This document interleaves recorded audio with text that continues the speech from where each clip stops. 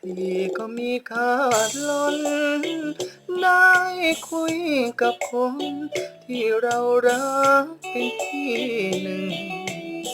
โทรคุยคนไกลหัวใจคะเนเช้าค่ำรำพึงสุดทนคิดถึงควันตาโทรศัพท์มือถือเครื่องมือสื่อสารเดินหาสัญญาณวุ่นวนรอบบ้านมันบ้าคุยพลางเดินพลางถึงกลางทุ่งนาตื่นหายเดินหาลมหวนใจปวนเปลี่ยวควันเดือนราวดาวดำ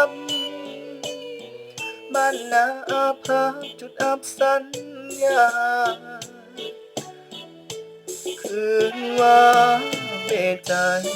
ต้องไปปีนไปยอดตาเดือนตาลหวานแต่ใจร้าวรานรันทดแววยินเสียงหวานหวานหวานไหวว่าขออภัยยอดเงินคุณกลายจะหมดรอเติมอีกทีไม่มีกำหนดเงินหมดอดสู้สับสนอยู่บนยอดตา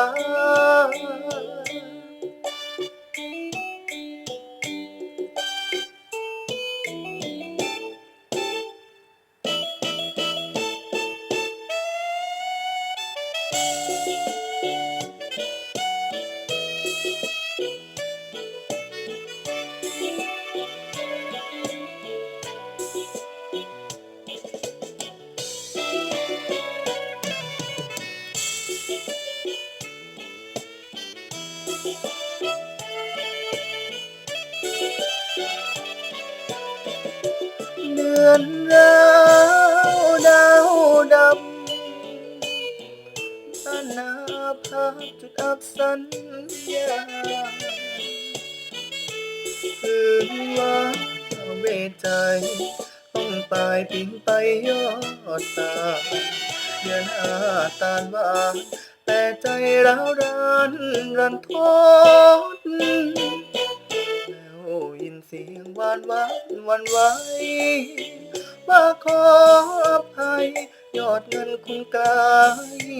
จะหมดรอเติมอีกทีไม่มีกำหนดเงินหมดอดสู้